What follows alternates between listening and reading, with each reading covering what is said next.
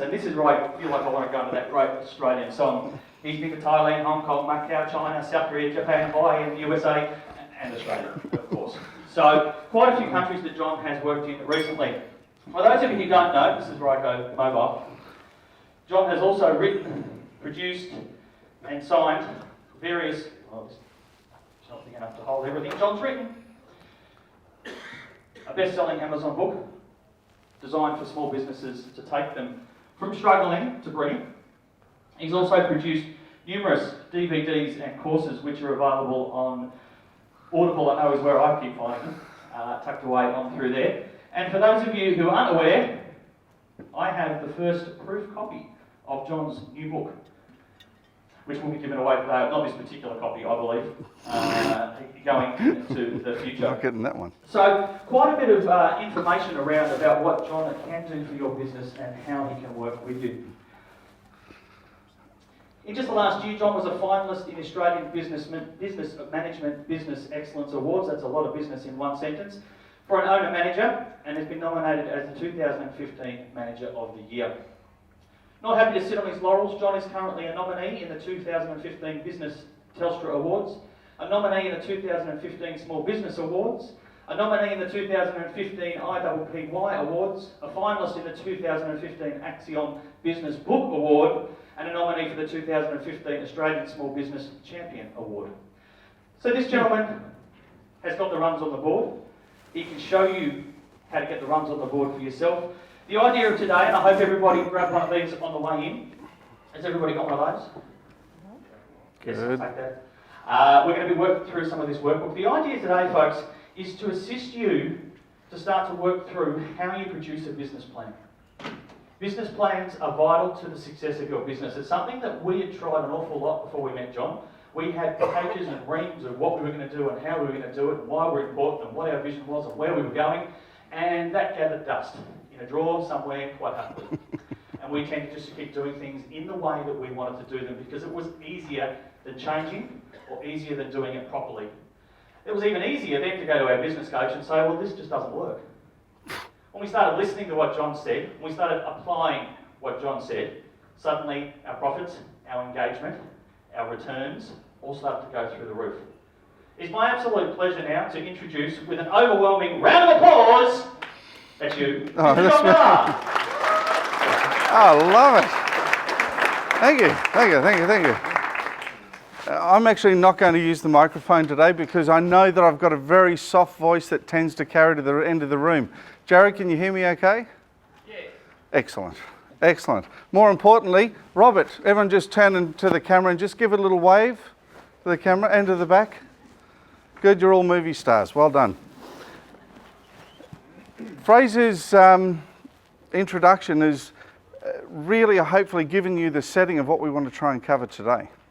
And that is the opportunity for you to be able to walk out of here with the beginning of your next 12 months business plan. Who thought they were coming here today to walk out after just a couple of hours with a fully fledged business plan for their business for the next 12 months? You're good on your own. Okay, good. So your expectations are what? Come on, throw it back at me. What did you want to get out of today's session? Ideas. What else? Lots of ideas. Okay. Now, if anybody who doesn't know me, if I ask a question, having 6 children, I expect one thing, and that is sorry? Okay, let's have a little exercise. Everyone just stand up, please. Clearly, being winter, we've all become a little bit sluggish. All right, I'm going to have to stand up here for this. Now, Mel, Jack, this is not how you run a boot camp, okay? But I just thought I'd give you a quick one. What I want everyone to do is to stick their left hand out. Eh? No, left hand. Anybody unsure their left? Good. Stick your right hand down. Yeah, got it? And when I say so, I want you to do this. I want you to go whoosh and kick your foot and slap your hand. You ready? 1, 2, 3, whoosh. Beautiful. Now you're all awake. Sit down. Now, let me go through a couple of misconceptions. There is a huge difference between a strategic and an operational business plan. Now, normally, 3/4 of the year, for those of you who are regulars, you saw how many regulars are here, we do what's called an operational business plan. Who is going to do what by when over the next 13 weeks to put you one step closer to your annual goal? Simple? Not. That's why we do it every 3 months. Today, though, we're going to be looking at it from more of a strategic sense. Why? Why are we going to be looking at 12 months down the track? Because it's the start of a new financial year, John. Awesome timing. Thank you, Claire. What else? Why else do we want to actually work out where we want to be in 12 months' time? Goal planning. Goal setting. Sorry, what was else? Yeah. So you know when you actually get there. If you've got no idea where you're going, 12 months' time you're going to be somewhere, but you may end up somewhere that's not quite where you want to be. True or true? Do we have to stand up again? True or true? True. Excellent. Now, is it expected as business owners that you are automatically gurus at doing a business plan? I heard yes, no. Absolutely. I love the confidence in the room today. That's good. After today, you're going to have a much better understanding, but one of the most important things you need to do in business, I believe, is surround yourself with people who are experts at what they do. Each one of you are experts at what you do. You have spent years honing the skills, the knowledge, and the capabilities to do what you do well. True or true? True. Does that mean you have to know everything? No. So let me highlight, and this is without notice, I'm not going to apologise. Can all the accountants in the room please stand up? I'm hoping there's a couple. Good. See these people here? They're not just to minimise tax. These are your business advisors. If your accountant is not offering those services, find a new accountant. Thank you, gentlemen. Where's all the ladies? What's going on here? Oh, one over here, Alison. Sorry, the beauty amongst the beasts. Have we got any bookkeepers in the room? Oh my. I think I'm just going to sit down for about half an hour because that's got to be a first. Financial planners? Oh, man with two hats. Financial planners. The reason why I raise the financial planning is that the good news is... Threat has been detected. Awesome.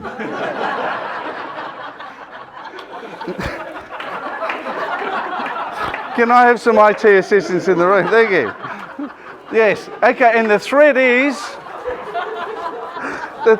The threat's pretty simple. Come on, Pete, picks it up for me. The threat is that most people believe that their businesses are going to make them wealthy. Reality, it's not. Most businesses are not going to make you wealthy. What your business is there to do is to produce profits and cash flow to invest in the things that will make you wealthy. Okay, and that's got to be part of your plan. We always look at, and we'll go through some of the functional parts of the plan, but you need to do silly things like planning for profit, not just for turnover. Who here has ever done a business plan? Yeah? Who here refers to it at least monthly? Keep your hands up. Right, the numbers significantly dwindle. A little bit about what Fraser was talking about before, and is that we spend all this time and effort creating a business plan that we do nothing with. What a waste of time. What a waste of time. What a complete loss of something that you're never going to get back, your most precious resource. Who would rather have spent that time doing something that was truly important that they were going to do something with? So why didn't you do it with your business plan? If you don't know where you're going, you can't work out how to get there, and you can't determine when you're actually there. It doesn't become a plan then, it becomes a wish list. Oh, how's that for profound? Everyone's just sitting there going, oh my God, this is amazing. I wish I'd ever heard this before. Right. part of today is we're going to be doing some work shopping. I don't mean spending money necessarily, but you're actually going to be filling some of this workbook out. This workbook has been designed for you to take away and use as your guide moving forward. And I hope that after today you take this guide away and you take it to your accountant, your bookkeeper, your financial planner and your business coach and all the important people who are going to be there to support you and your business, because they've all got a valuable contribution to put in there. And you'll find more. Who here's got a strong relationship with a finance broker? Actually, are there any finance brokers in the room? Stand up, Ron. Say hello to everybody. Hi. Because when's the best time to go to the bank? When you need money or when you don't need money? When you don't need money, because funnily enough, when you desperately need money, what does the banks do? I was going to say they'd be a little less gentle than they might not normally be otherwise. But yes, screw you over might kind of count as well. So it's all about being prepared. Who else needs to be in your team to make things happen? To have your business run the way it needs to. A challenge. So let's get on to an exercise together, shall we? Let's actually do something with this book and let's actually use it as a foundation moving away. By the way, before I go any further, you will receive over the next few days a digital copy of this. Why? Because this book is actually made up of two parts. It's got a guide at the front and it's got a template at the back. Well, it's very hard to be able to massage paper to add tables in and other bits and pieces. So you'll be sent a soft copy in the next few days as well. And that'll hopefully help you. So if everyone would do me a huge favour. Oh, no, hang on, I forgot a really important person who I was speaking to yesterday. Have we got any business lawyers in the room? Yeah, go on, Serena, stand up. That was a loaded question because I know that my business lawyer is in the room.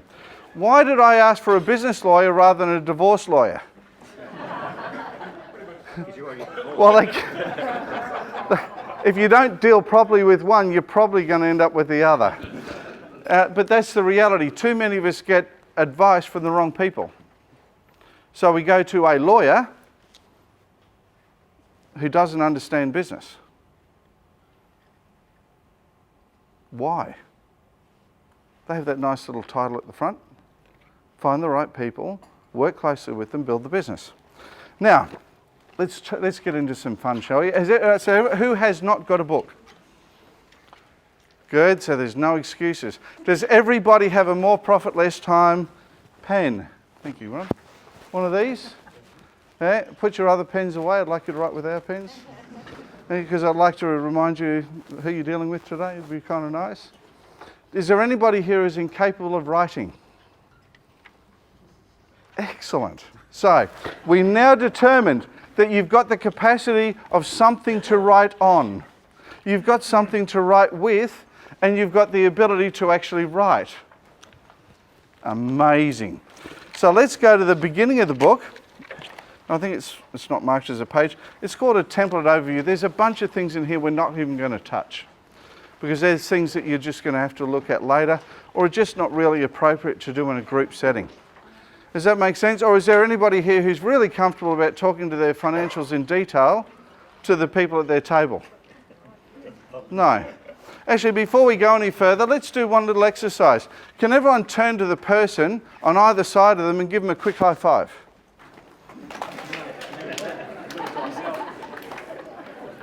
Good. Why'd you give them a high five? Because we're awesome. The reality is there are a bunch of businesses out there bitching and moaning that business isn't changing, they want to improve their cash flow, their team's not quite right, they're working too many hours, they're too busy to turn up to learn how to actually do business better, and they do nothing about it.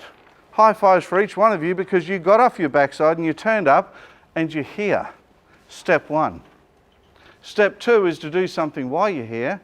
And step three, the most important thing, is to do something with it when you walk out those doors. The new mat that I had produced, did anybody notice that beautiful doormat as you walked in through the door this morning? Yep. Yeah, can the team at Marble Print just stick your hand up? Good, thank you guys. Oh, there you go. Everyone just turn around. Fraser's going to show you. It says your success starts here. Why doesn't it finish here? Because this is just the beginning. Thank you, Fraser. Thank God not too many people have actually stood on it. It's wire bound, so it's nice and easy to get access. The first page you can fill out later. You can get really generous about it if you really want to and make sure that you understand who you are by writing your own business name on your own sheet. But I don't think you really need to. The interesting thing is where we start talking about what products and services are you in the business of. Now, I don't just necessarily mean what are the fractionalisation, what are the breakdowns of the individual things that you sell, but what business are you in? Let's spend 2 minutes. And when I say 2 minutes, for everyone who knows me, we work on a timing system. You have 120 seconds to brainstorm at your table and come up with what you're in business to do. What are your products and services? Starting now.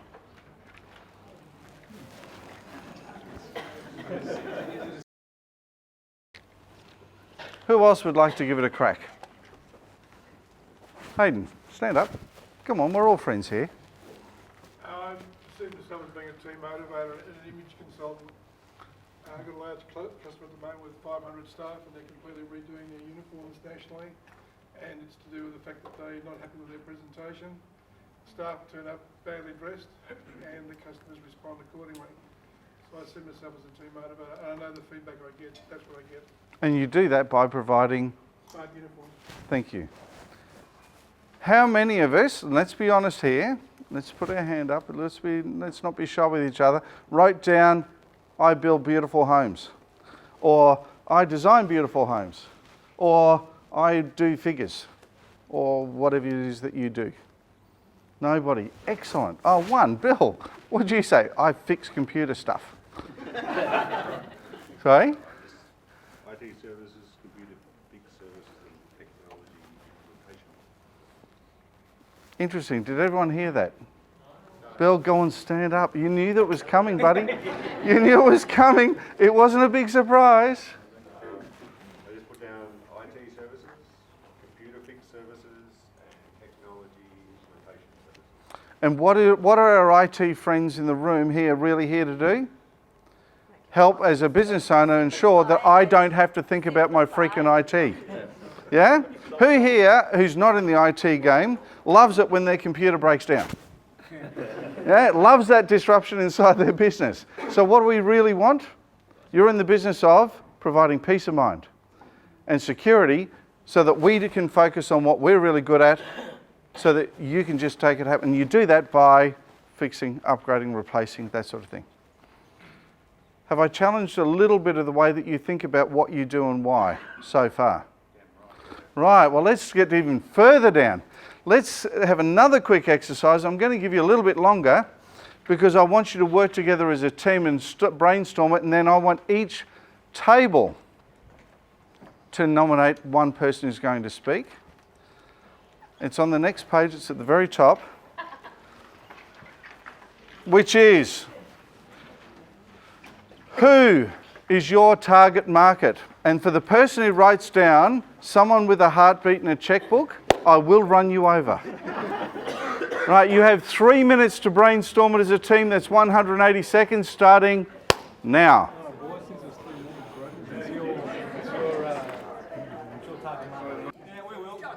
Yeah. Because I'm not speaking, John. I like it. I like it. This is the art of delegation. One man says, "We'll go first because he's speaking." I love it.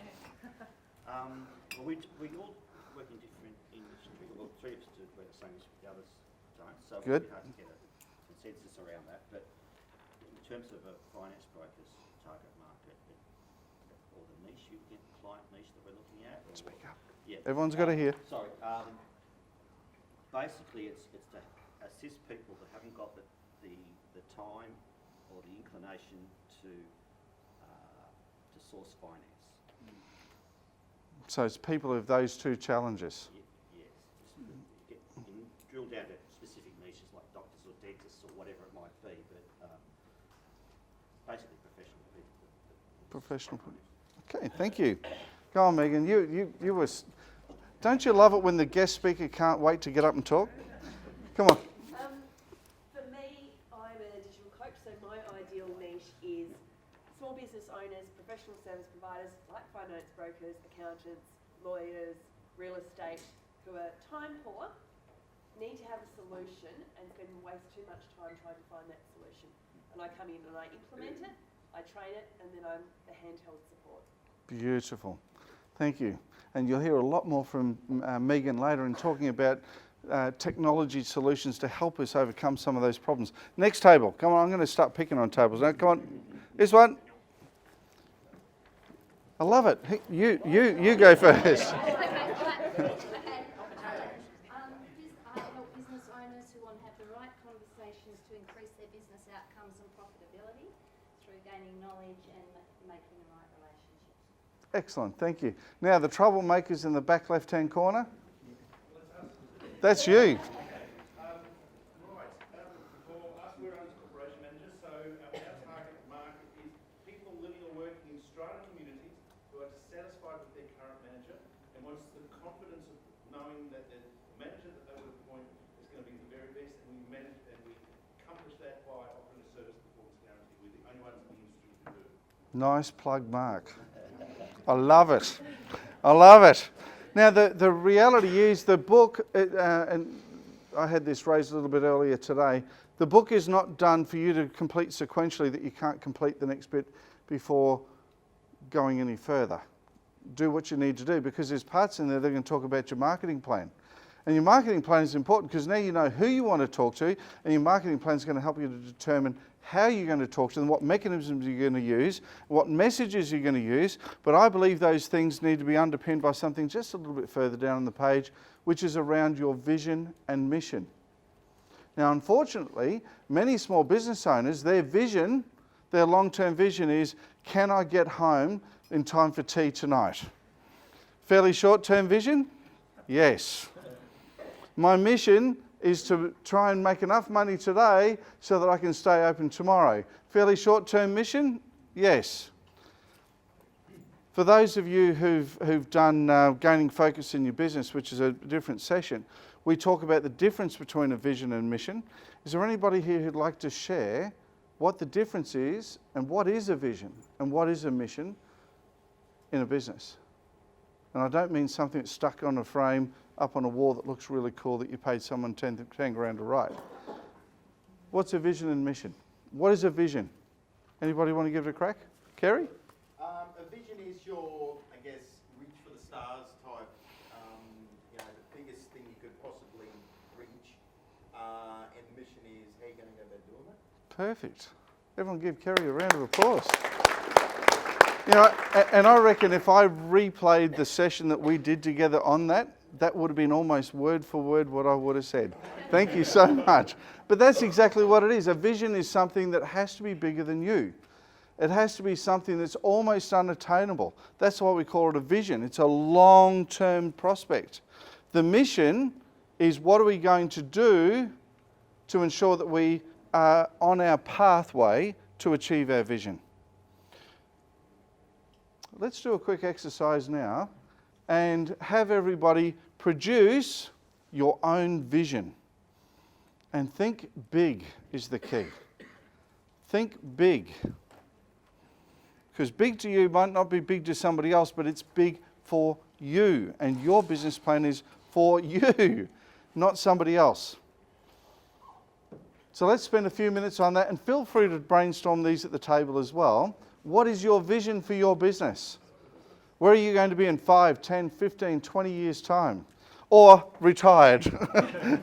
Before you retire, sell, put the business under management, whatever your exit strategy might be, leading up to that exit strategy, what is your vision for the business? Because this will help you to determine when your business is finished for you. Again, if we don't know where we're going, we can't work out how to get there. So let's spend 3 minutes now and produce a vision. Your vision for your business. Starting now. Ooh. By the way, those who are cringing when I ask the question of who's going to talk, don't worry, I'm watching. We will be talking. 5 seconds, 4 seconds, 3, 2, 1. Who has not spoken yet today? Quick show of hands, one per table. Who has not spoken today? Excellent. Keep your hands up. Just stand up, that one person who stuck their hand up first. I saw you, Mr. Jennings. Stand up for a moment. Go on. It's all about growing. Has everybody heard of the Gestalt theory? Yeah? It deals with comfort zone. It says that we grow more the further we move out of our comfort zone. Today is welcome to an opportunity for growth. For some of you, except for Beck, who's very used to public speaking. Out of those standing, who would like to share their vision? Misha, you had your hand up first, then Daniel. We would like to become a national fire safety product and services provider. Excellent. We would like to. We will. We will become the first choice in nationally for fire and safety products. Excellent. Don't be wishy-washy. You can't be half pregnant. We will become. We will. Daniel. For the business to be autonomous and run without me. My business will be autonomous and will run without you. When?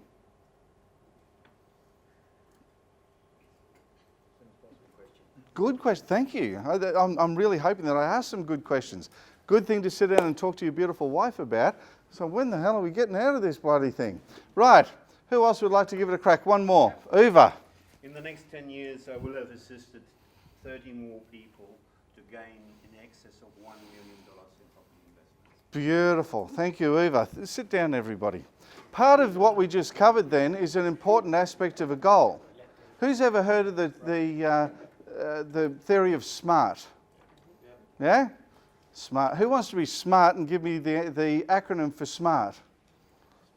Loud, nice and loud. Specific. Measurable. Achievable or attainable. Realistic or results driven. And time bound. If it doesn't have those components in it, what have you just created? A wish list. Now, I love wish lists when I'm sitting down working out what Santa might bring for my kids, but I don't really like them so much in business because they don't tend to make me much money. And business is about doing what? Making money. Sorry, let me ask a better question. Is there anybody here who's in business who's determined that they're not here to make money? Oh, thank goodness for that. Okay, so we're all on the same boat. We're all on the same boat. I believe, though, that your mission must go a little bit further because your business experience is going to shape you as a person. It's going to be your choices, your decisions, the people you associate with, the customers you took on that you shouldn't have really taken on are going to have an impact on you as a person. It's going to determine your culture. It's going to change, there you go, it's culture, baby. A little bit of Jacob Wolanskiism. It's a new term I've just created. But the reality is, are you going to be the person that you wanted to be when your journey's finished?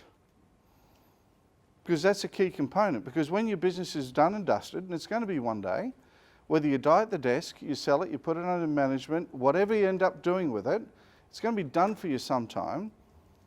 Who are you going to be to look inside the mirror? Does anybody mind if I share my quick vision? Well, part of my vision, because it's quite lengthy. I decided 5 years ago that I wanted to help 10,000 businesses in 10 years.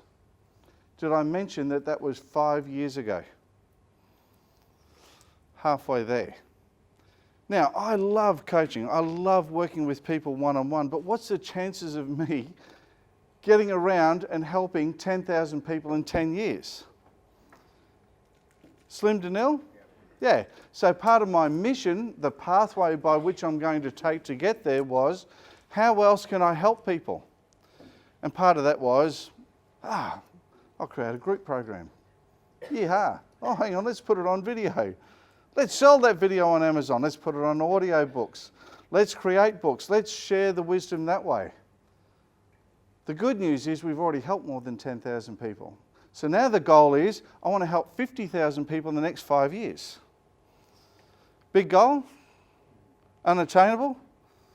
Probably. But am I going to give it a red hot crack? Yeah. Is it specific? Is it measurable? Yeah?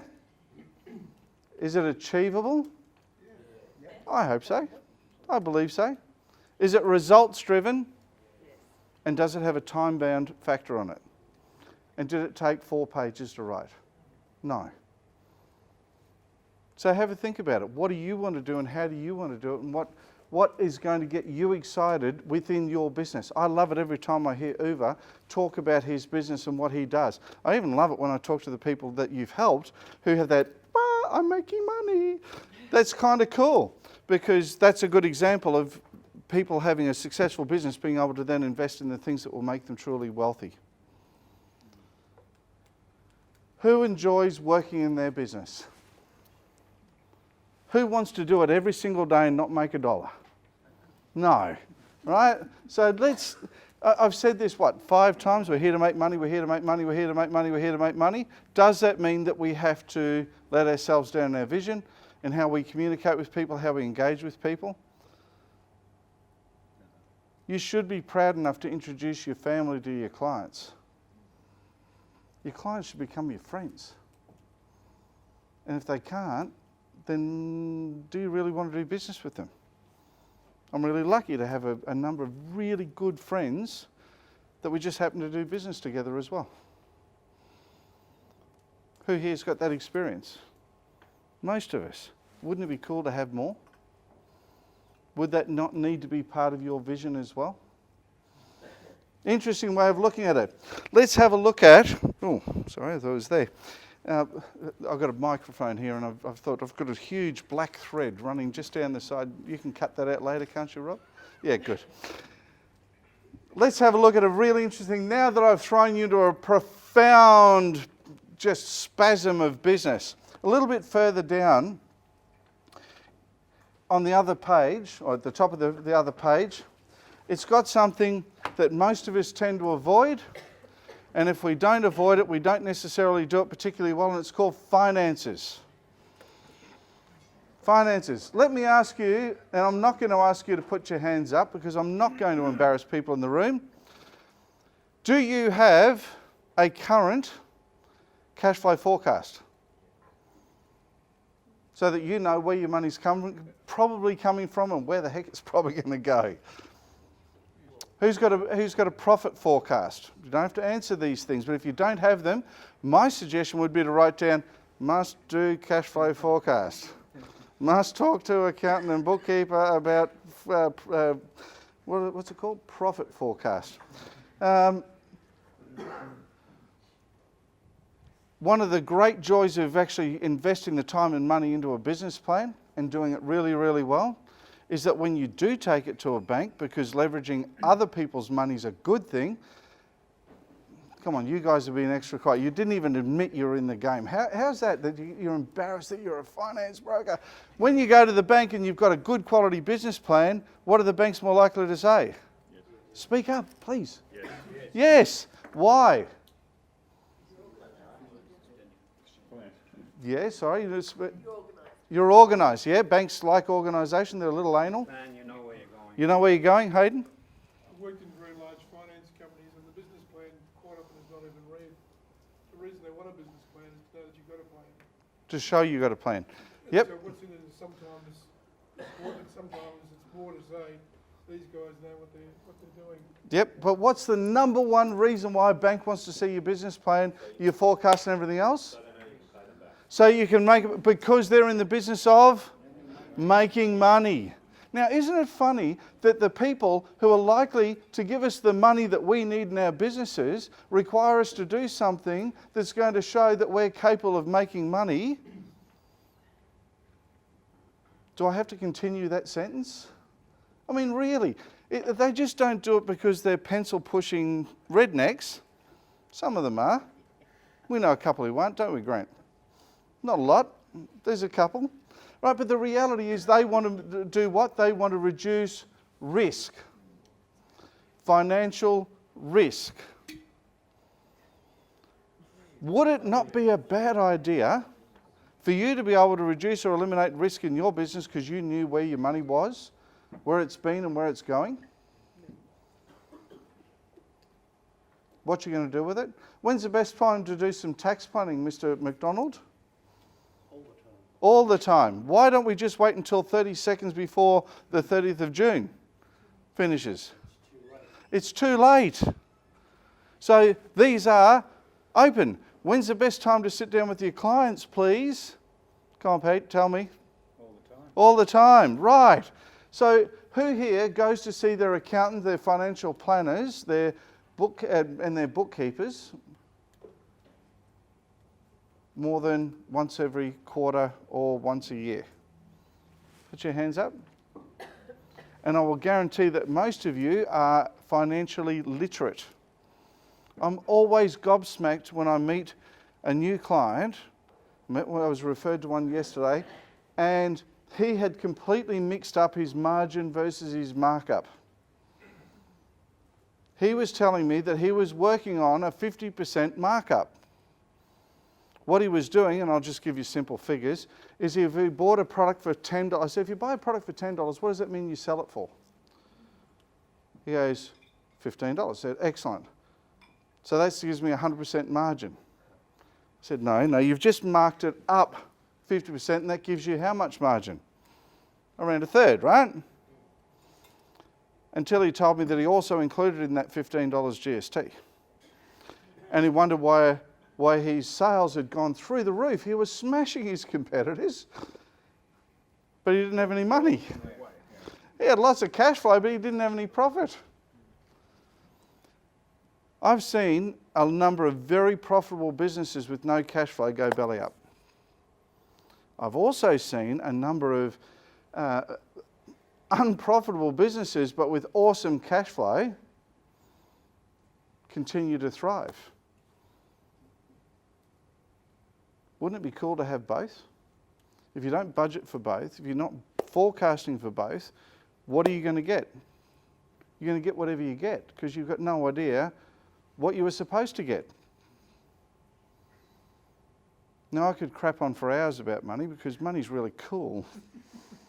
Money lets you do the things, invest in the things that you want to do. I'm very fortunate to, here the girls are sitting here, to sit on the board at Bridge Builders. If I don't make a fair and equitable profit in my businesses, that, and I don't know, most of you know, is we donate 10% of our net profits to charities, of which one of the recipients is Bridge Builders. The percentage doesn't change. But where's the impetus in my business come from when I'm going to be able to say, hey, we've got a girls' retreat coming up. Ah, cool, which by the way we do in September, I believe. To be able to sponsor some girls to go on a girls' retreat. To be involved in the Boys to Men program, to be involved in some of the other programs. You don't just do that with good well wishes. Charities require money. Wouldn't it be nice to have enough to be able to share with somebody else? You won't do that unless you plan for it. And that's what today's all about. Right, next point. One of the big questions, if you just flip over to the next page, there's a number of different things that are in there that get a little bit bewildering. You see people go, oh, hang on a second, what's the difference between an ABN and an ACN? That's the sort of thing my accountant takes care of, isn't it? GST, when... always gobsmacked for GST or not be registered for GST. Some of you will know the answers to that, but the tax department loves to do something really strange, like change their mind all the freaking time. Has anybody ever had that where you think, oh yeah, this is normal, and it's not? So, getting continual advice when you've got actually changes. The reason why I put it over there is domain names. Who here's got an email address? Keep your hand up if that email address is at Gmail, at Yahoo, at Hotmail, at...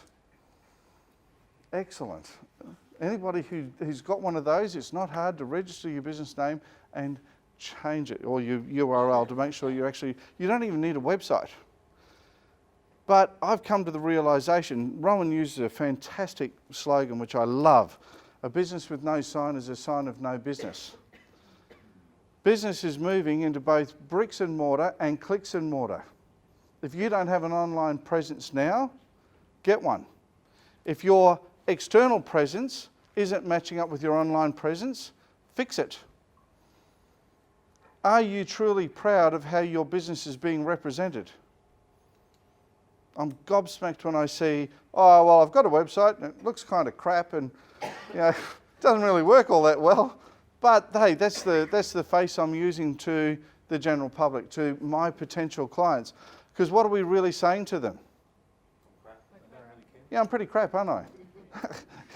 In fact, that's going to be part of my new unique selling proposition. My customer service really sucks, because when you click on my contact me form, it goes nowhere. If you click on that email address, it doesn't exist anymore. And in fact, when you do something, my entire website crashes, so it's not going to help anyway. There are a number of things that you need to look at with the branding of your business. Mel Jack, I'm going to point and pick you out for a minute. Mel Jack runs a fantastic personal training studio. 12 months' time, talk to me about how I'm going to look, okay?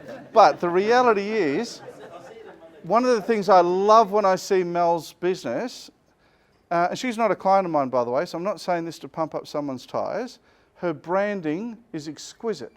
It's consistent. Doesn't matter whether you meet her face to face, you see the inside of the building, the outside of the building, flyers, newsletters, website, it's all congruent, isn't it? noregretspt.com.au? Yeah? If you get a chance, have a look at it.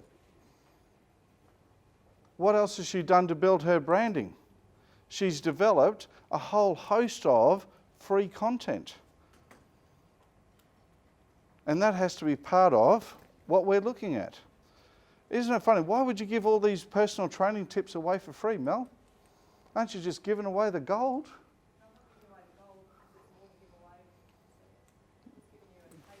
I know you can speak up louder than that, because I've heard you. Come on, John. Correct. More to come. And it's done in a consistent way. It is congruent from one end of the business to the other end of the business. It also shows her to be the expert. Yes. And that's what people want. Yes.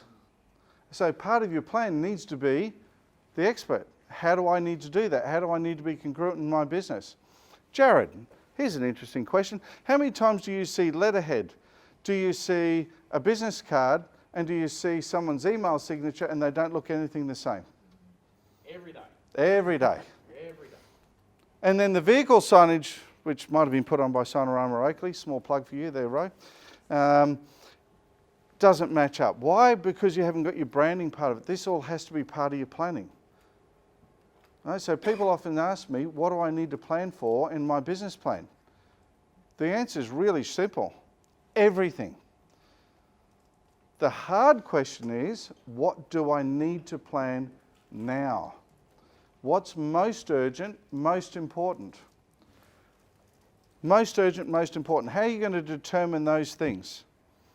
I would suggest that you go back to your business and sit down and write down, what are the top 10 things that are causing pain in my business? What are the top 10 challenges that I've got? Feel free to write this down, by the way, it's okay. Any way you like. It doesn't have to go into the book where you want it. What are the top 10 things that you need to put inside that are causing pain inside your business? And then look at them and say, what are the most urgent pains that we have? Because there are some things that are painful that you can't fix today. Some of them are long-term problems. I can promise you, if you've spent 5, 10, 15 years getting your business in a position where you're not happy, don't expect it to change in 5, 10, 15 minutes. G'day, Rob. I didn't know you snuck in through the door. For a bloke as tall as you, I'm surprised I missed you. So the reality is, What are those problems? What can you do about it? And if you can't do something about it, who can? Who can? Is this making sense to everybody? Do we need to stand up and start doing some more physical exercise to wake everybody up? Because I'll get Mel Jack to run a real quick 60 seconds. And believe me, you don't want that. Actually, no, we'll get Ben Higgs to do it. Not only one of the great restaurateurs up in the hills, but a personal training maniac who achieves good results there too, which is kind of cool. So, let me ask you the next question. On the next page, we've got an organisational chart. We talk about an organisational chart.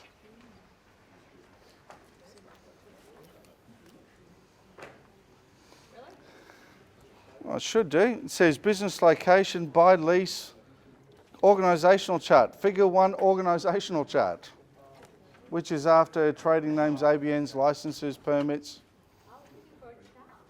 No. No. But let's talk about your organisational chart. Who here is a sole trader? Yeah. So what does your organisational chart look like? One box.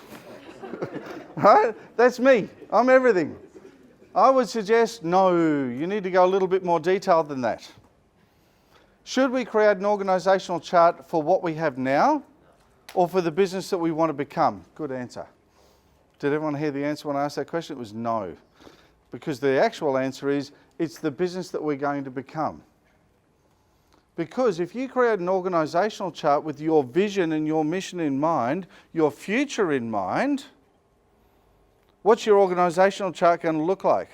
Is it going to be one box that says me? No. What are we going to have? CEO. Sorry?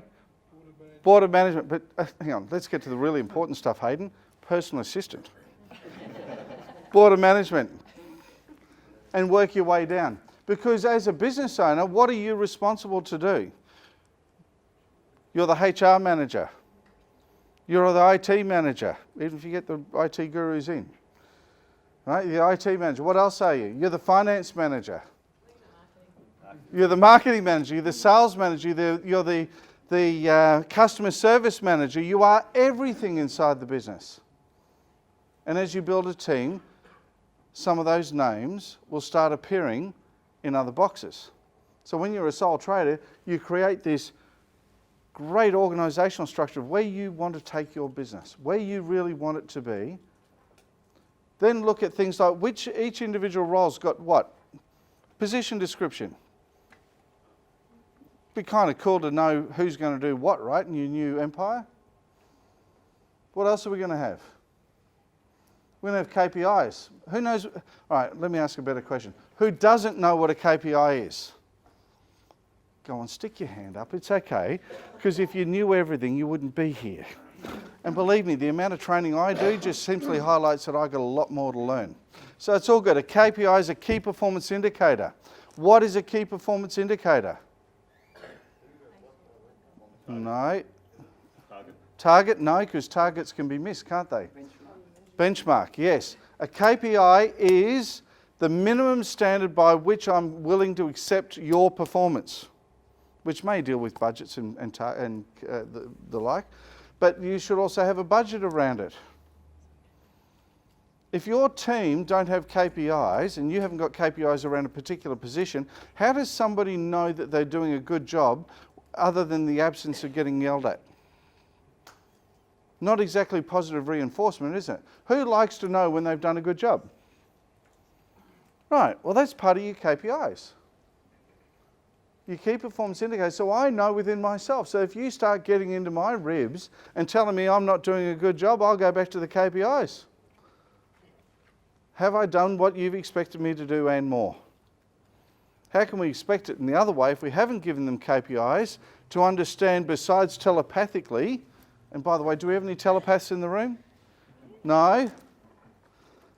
Besides telepathically, how are you going to communicate this message to those around you and to yourself? One of the really exciting things when you sit down and you start creating KPIs for yourself and budgets for yourself when you're a sole trader or when your name appears in multiple boxes in that organisational structure. Why? Because when we worked for somebody else, we had the really great opportunity of somebody else holding us accountable, didn't we? Yeah? And one of the reasons why we went into business for ourselves, predominantly for many of us, is because we didn't really like getting told what to do. True or true? True. So, if you don't do something and you just didn't happen to get around with it and you just didn't make that standard, who's going to get up your ribs?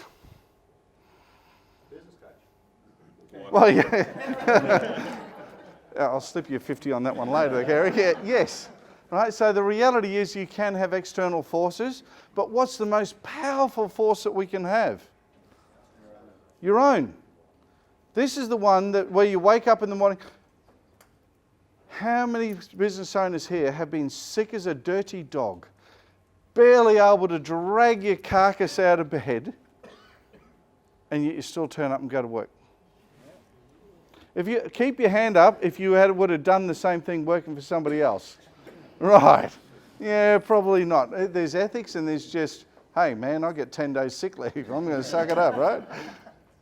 So, yeah, if we're going to push ourselves when we have those things, how easy is it when you work for yourself to go, I'm going to have a sleep in. Oh yeah, man, I've been caught up on a job.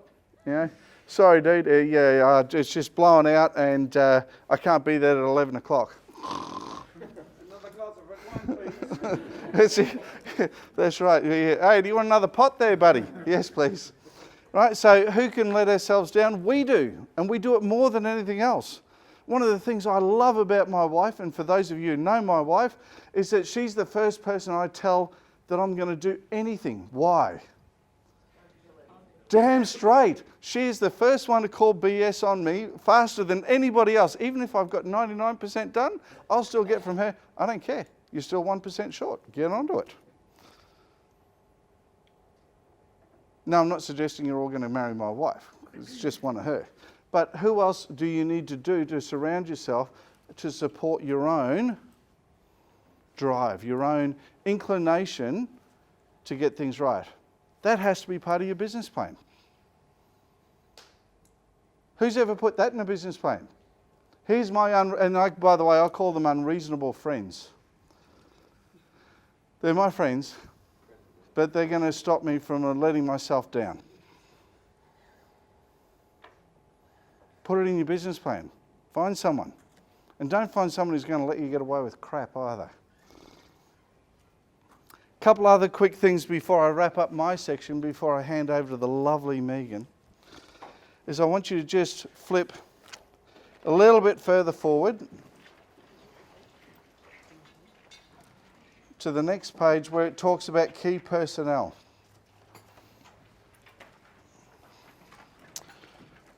And there's so much more. Now you know why. I could probably run this in a day. We're getting through a lot, so there's a lot more for you to cover. Key personnel. Why do I want to talk about key personnel in your business planning when half the room here is a sole trader? But you won't be forever. You may not be forever. Plus you need to surround yourself with good people externally. Externally, that's right. They may be subcontractors. Help you grow. Sorry? Help you grow. To help you grow. Yeah, one of the great points of leverage is people. People, technology. Did I mention technology, Megan? Yeah, good. Technology, money, finances. Your suppliers can certainly be part of your key personnel. Now, I'm not just talking about people who are there, that are on the payroll. One of the biggest mistakes made by small business owners is a mishire. One of the most expensive mistakes that you can make is a mishire. It's not just the money that you've spent recruiting them, developing them, training and inducting them. It's the damage they've done to their business and to yourself along the way. And it's the opportunity cost of what they should have got you if they were the right people in the first place. And it's really hard when you've only got a small team, because you might have someone who's got a really good skill set, but their attitude sucks. Has anybody ever had one of those? Or more than one of those? Yeah? And it's really hard because on one side of you, you're saying, but I can't afford to get rid of this individual. They're just too good at what they do. And on the other side, you're saying, man, you know what? If I could actually carry a gun and was allowed to use it, we'd be going for a short walk with a shovel and a bag of lime. By the way, if you need to look up shovel bag of lime, just Google it, okay? And it's not what I call a great way to exit strategies with team members. But making sure that you've got the right people.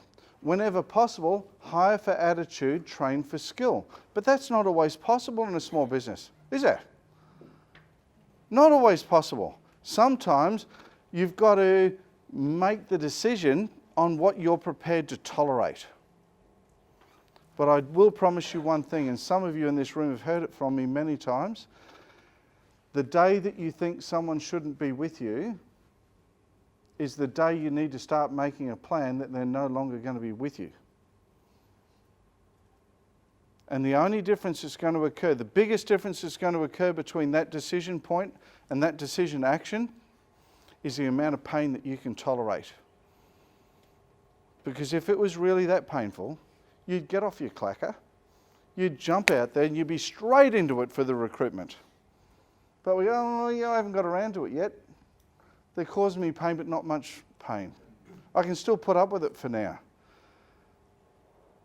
Why do we do it? Why surround ourselves with people who aren't going to help us to achieve our goals?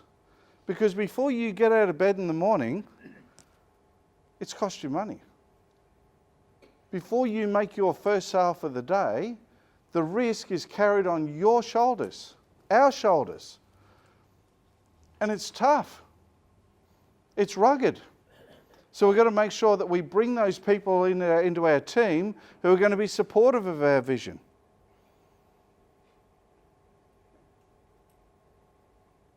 And on that note, I'd like to say thank you.